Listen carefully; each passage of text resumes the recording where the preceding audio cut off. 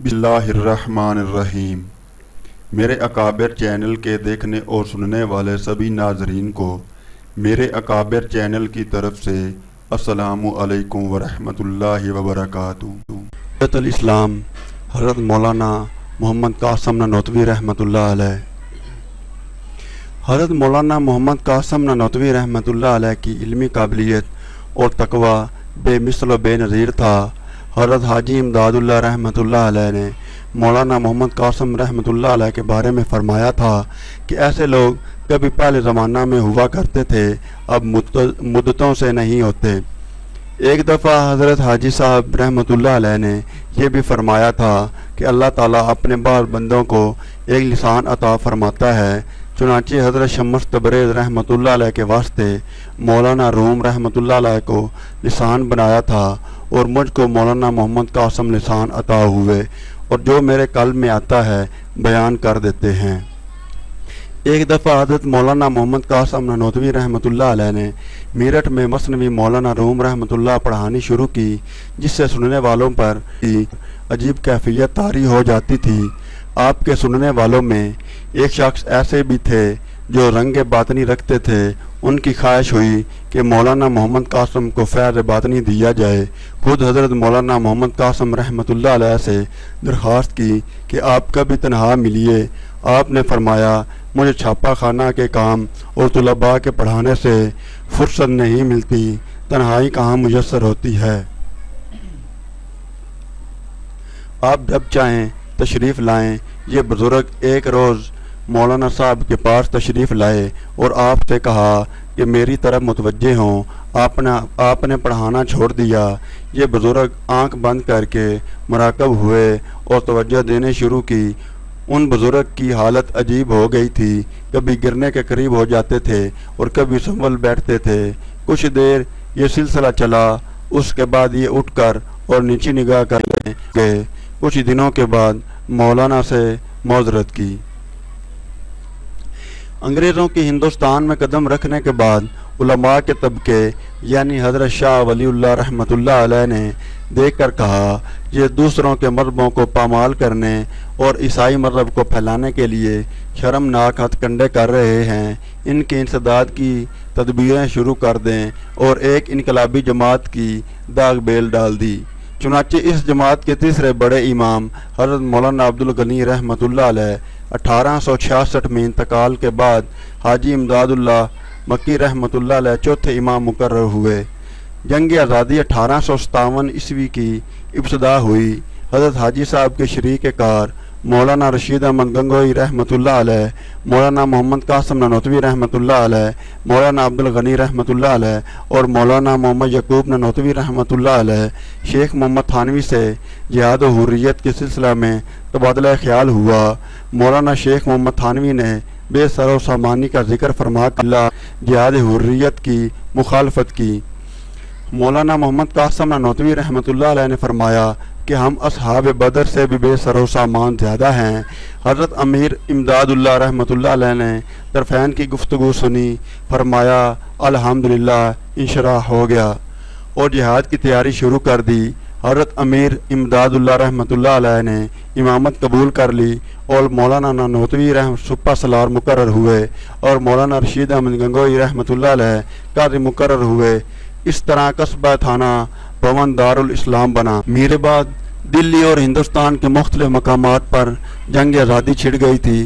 آپ رحمۃ اللہ علیہ نے اپنی امیر کی قیادت میں جنگ میں بڑھ چڑھ کر حصہ لیا۔ ایک معرکہ میں حاجی امداد اللہ رحمۃ اللہ علیہ، مولانا رشید احمد گنگوئی رحمۃ اللہ علیہ، مولانا محمد قاسم رحمۃ اللہ علیہ اور حافظ عامر رحمۃ اللہ علیہ ہمراہ تھے۔ بندوقچیوں سے مقابلہ ہوا۔ یہ نبرد آزمائش تھا، بھاگ جانے والا یا ہٹ جانے والا نہ تھا، اس لیے پہاڑ کی طرح جم کر مقابلہ پر ڈٹ گئے اور دوسرا گروہ ہاتھوں میں تلواریں لیے بندوقچیوں کے سامنے ایسے جا رہا تھا گویا زمین نے پاؤں پکڑ لیے۔ چنانچہ ان حضرات پر فائر ہوئے اور حضرت عامر رحمۃ اللہ علیہ نے زیر ناف گولی کھائی اور شہید ہوئے۔ हज़रत मौलाना कासिम रहमतुल्लाह अलैह यकायक सर पकड़ कर बैठ गए। जिसने देखा जाना कि कनपट्टी पर गोली लगी है और दिमाग पार करके निकल गई है। हज़रत हाजी साहब रहमतुल्लाह अलैह ने लपक कर जख्म पर हाथ रख कर फरमाया कि क्या हुआ मियाँ? इमामा उतार कर सर जो देखा, कहीं गोली का निशान तक नहीं। तज्जुब ये था कि खून से तमाम कपड़े तर थे। मर का जंग जारी है। उसी घुमसान के मैदान में हज़रत हाफ़िज़ अहमद शहीद ने मौलाना रशीद अहमद गंगोही रहमतुल्लाह अलैह को पास बुलाया और फरमाया, मियाँ रशीद, मेरा दम निकले तो मेरे पास ज़रूर होना। थोड़ी देर गुजरी थी कि हाफ़िज़ अहमद साहब दम से ज़मीन पर गिर पड़े। मालूम हुआ कि गोली कारी लगी और खून का फौरा बहना शुरू हो गया। हाफ़िज़ साहब ज़ख्मी होकर गिरे कि हज़रत मौलाना गंगोही रहमतुल्लाह अलैह ने लपक कर नाश को कंधे पर उठा लिया और करीब की मस्जिद में लाए और हज़रत का सर अपने गानों पर रख कर तिलावत कुरान मजीद में मशगूल हो गए। आंखों में आंसू थे और यहाँ तक कि हाफ़िज़ अहमद की तरह अलैह का आपके गानों पर विसाल हो गया। अहले कारान तहसील इस जंग में काम आए और ख़जाना पर मुजाहिदीन ने कब्ज़ा कर लिया। जब कुछ सुकून हुआ तो थाना भवन कांग्रेसी फौज ने घेर लिया और मशरक़ी जानब से गोलाबारी शुरू की। दिन निकलने पर फौज कस्बा में दाखिल हो गई और कत्ल गारतगिरी का बाजार गर्म हो गया।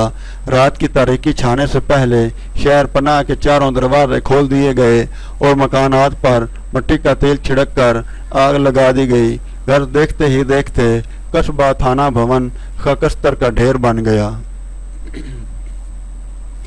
आपके और आपके रफ़क़ाए कार पर इल्ज़ाम था कि थाना भवन के फसाद में आप रहमतुल्लाह अलैह और आपके रफ़क़ा पेश थे।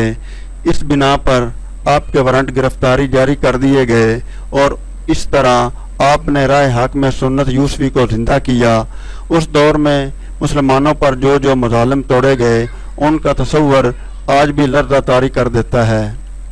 उलमा को तख्तादार पर और बदन पर गरम इस्त्रियाँ फेरना, सरगरम कारकुनों की जबरी जलावतनी, औरतों की असमत दरी, बच्चों के साथ इंतहाई ज़ालमाना सलूक और बूढ़ों के जिगर पाश तशद्दुद, ये सब कुछ आज हमारी तारीख का हिस्सा है और नाकाबिले तरदीद है। जुल्म और सितम का एक नमूना ये भी था कि मुसलमानों को खंजीर की खालों में सी दिया गया और कत्ल करने से पहले इनके बदन पर खंजीर की चर्बी मली गई और उन्हें जला दिया गया। इन शदायद व मसाइब का मकसद मुसलमानों का खात्मा और इन्हें बज़ौर ईसाईयत में दाखिल करना था, लेकिन नतीजा सिफर रहा और किसी भी तरह अंग्रेज़ मुसलमानों की हमीयत दीनी पस्त न कर सका, ना ही उनके ईमान और अकीदा के ऐवान में हल्का सा इर्ताश पैदा कर सका। जब ये चाल बुरी तरह नाकाम हो गई तो फिर दूसरे तरीके आजमाए शुरू कर दिए। ज़हनों की तब्दीली, सोच और फ़िक्र की तब्दीली और इसके लिए इल्मी नफ्सियाती हरबे। तारीख़ शायद है कि ऐसे हरबे अक्सर मौसर और बेशतर कारगर साबित हुए हैं। हज़रत हाजी इमदादुल्लाह रहमतुल्लाह अलैह ने उसी कस्बा में मौलाना मोहम्मद कासिम रहमतुल्लाह अलैह, मौलाना गंगोही रहमतुल्लाह अलैह को अलविदा कहा और हजाज जाने के लिए रवाना हो गए। इन अय्याम में मौलाना मोहम्मद कासिम रहमतुल्लाह अलैह अहबाब के असरार पर 3 दिन तक रोपोश रहे।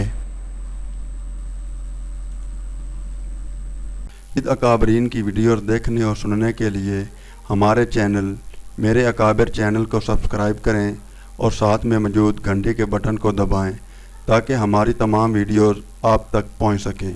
वस्सलाम।